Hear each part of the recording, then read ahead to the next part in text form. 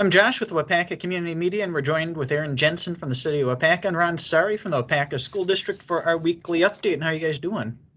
Hey, terrific, Josh. Thanks. Good. Very good. Thank you, Josh. And speaking of terrific, Ron, we were talking before the interview, and the school year is still moving along really well considering everything going on. Oh boy, we are so grateful that it is going smooth. Just like last week when I mentioned how it was the best start of the school year in my career, I can tell you today's the second day of this week with school because of Labor Day on Monday, but it is still going very good. And it's really a tribute to our staff and their flexibility, as well as our students and parents and their flexibility too. So we're off to a great start and pretty excited about it.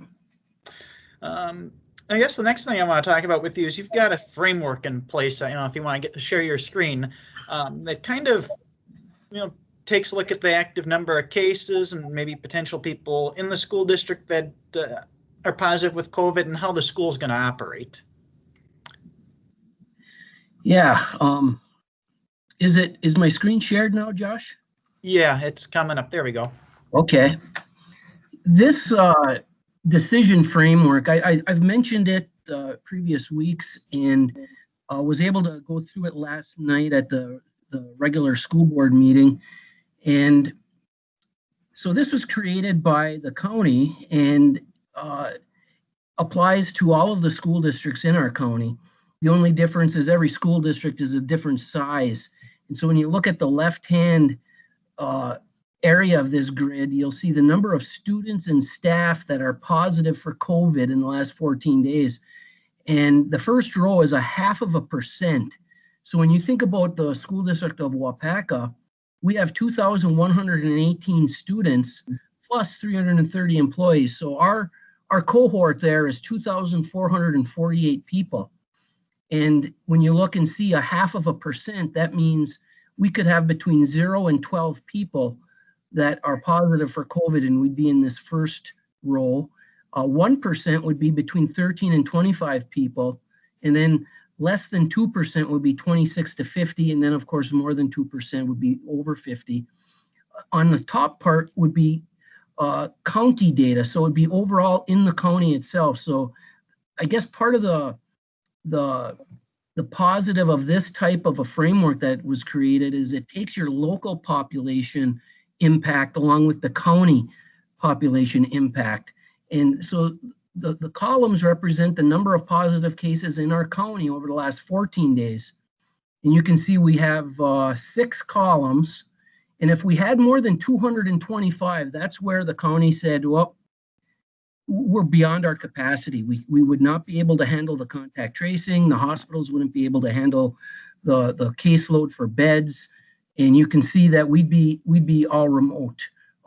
Actually, not all remote in that first row. We would be still in person for 4K6, but the 7th through 12th would be remote. Right now, currently, we're in an AB schedule for 7th through 12th. So yesterday, as I presented to the board, yesterday's 14-day cohort was 187 positives in the county.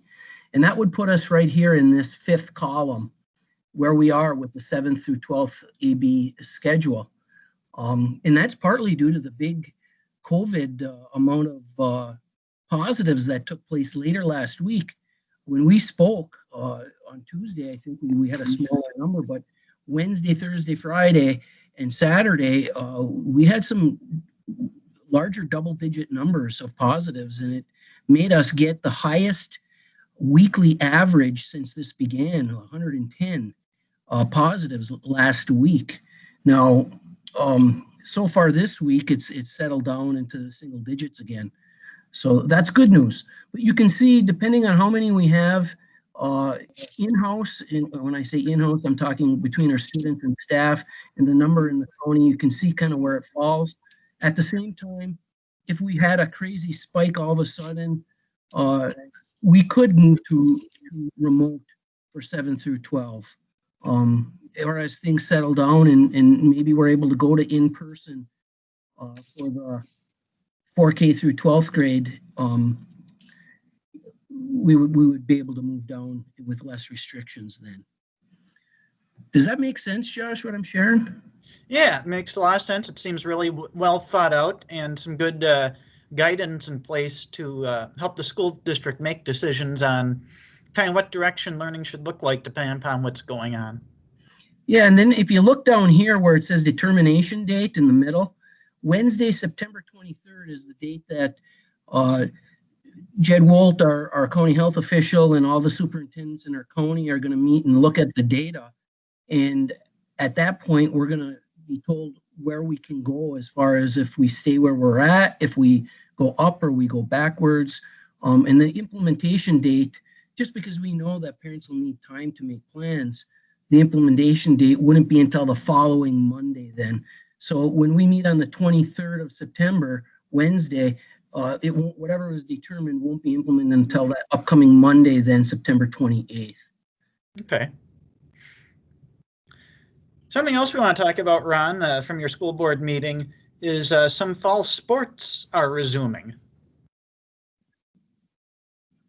Yeah, pretty exciting. A group of parents and some of our athletes in the high school shared a plan, proposed a plan to the board, and last night the board voted unanimously to accept that plan. And now today will be the first day for our high school fall activities to begin.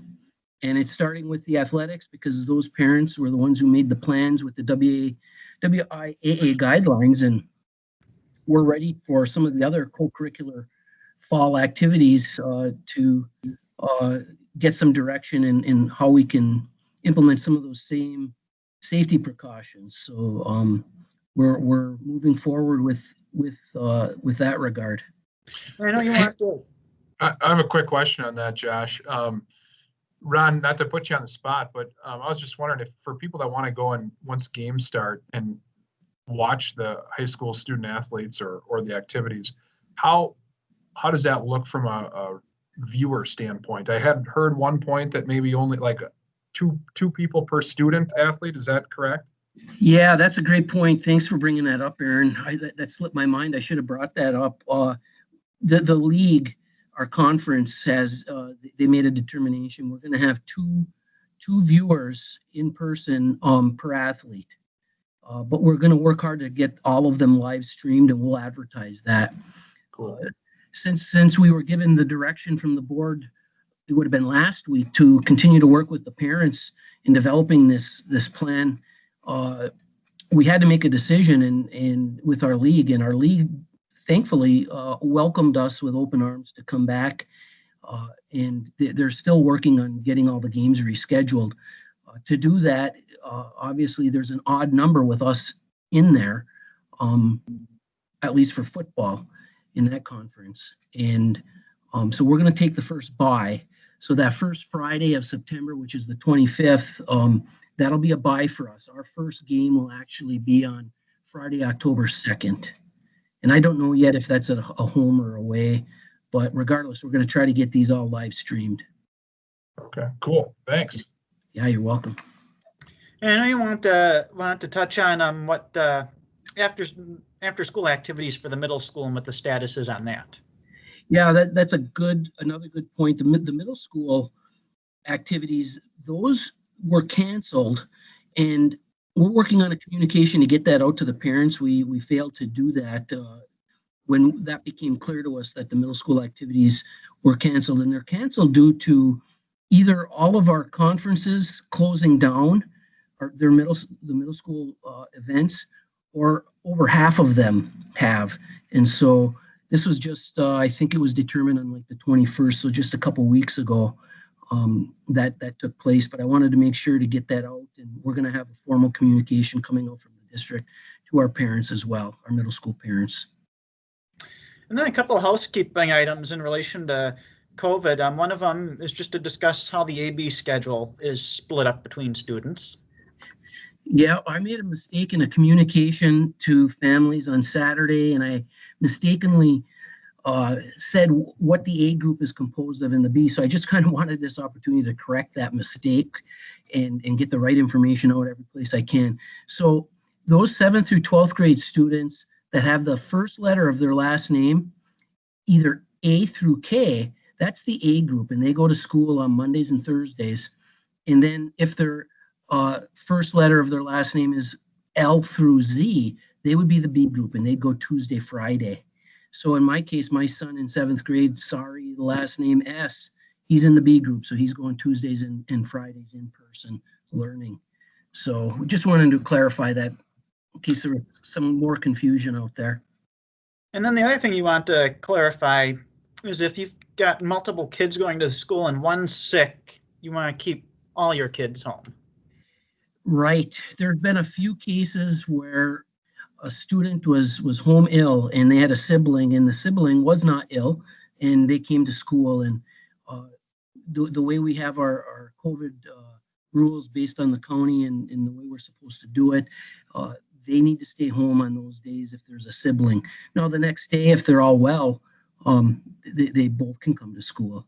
But for that day that one student's sick, we need the siblings to remain home as well. And then some good news for students and families, free breakfast and lunch through the remainder of the calendar year. Yeah, who would have thought there's free lunches? Hey, we were always taught growing up there's no such thing as a free lunch. And really there isn't, because the taxpayers are paying for it. The federal government is paying all across the country, all students for breakfast and lunch through December 31st. So that's good news. And our food service program is working right now on doing some planning on how we'll distribute meals for our virtual or our remote learners. The easy thing is we don't have to keep track of who's paying what prices. So it's at no cost to all families. Very nice. And we'll jump to you, Aaron. I know you wanted to speak just a little bit on COVID as well as we get started. Well, yeah, Mayor Smith and I were talking last week, I think, or maybe the week before, and it's kind of funny. You get in these, it's been going on for such a long time. You get in these months where it's normal and everything's good, and then all of a sudden it kind of hits you. I think everyone gets it at different times where it's like, oh, geez, man, we could use a little bit of normalcy, and it kind of wears on you after a while. And we started thinking about our community and our residents, and obviously 2020 has been a challenging year for a lot of people. And City Council wanted to put together a community or a resident appreciation day or a resident give back day. And we're partnering with the school district and some students, and we're going to have elected officials and students partner on October 17th to do some River Ridge Trail work. And then also we're going to have a link online within the next week where people can sign up to have their lawn raked if they would like that to happen on that day. And we'll go around and coordinate groups to do that. If you don't have internet access or anything like that, feel free to give us a call at 258-4411, and we'll get you added to the list that way to have your lawn raked. So I think that's something that we feel like is really, really important, and our city council is excited about, and we're excited to work with some youth as well. So so that's kind of that. And then the other big thing going on right now with the city is budget time, planning for 2021. How's that going? Good. Yeah, it's been taking up most of our time here as far as department heads and Kathy, our finance director, and myself here lately. So we have a capital budget workshop this coming Tuesday. That'll be a part of a committee of the whole meeting immediately following our regular council meeting. And we'll be going over all of the capital budgets for 2021. Kathy will be giving a good update on not only 2021 in the picture, but also 2022 and 23 and 24, an extended picture on kind of where we're headed, some forecasting. And right now, I think everything looks really good, Josh. You've seen some of the things in our department head meeting, and we think we're able to get a lot of good projects done while heading in a direction that will lower that part of the mill rate attached to the debt. So we're excited about that. We're excited to get it in front of council on Tuesday night and get their input and make adjustments accordingly. And I know part of that capital budget is the big Main Street project next year too. So that's something exciting to look forward to and make our downtown even better. It is, yeah, that is exciting. I kind of said last week, we're looking at a downtown business incentive program as well, and we're putting together the framework for that. So you couple that, which we hope to have to get put together in the next few months, And then you couple it with the infrastructure improvements that we're going to see as a part of the Main Street project that's been talked about for a long time now. We're really excited for the future of our downtown and what those investments can do. And yeah, we're just really looking forward to it. So the only other thing I wanted to touch on from a budget picture, Josh, is the shared revenue questions. And they're questions that we still have, quite honestly.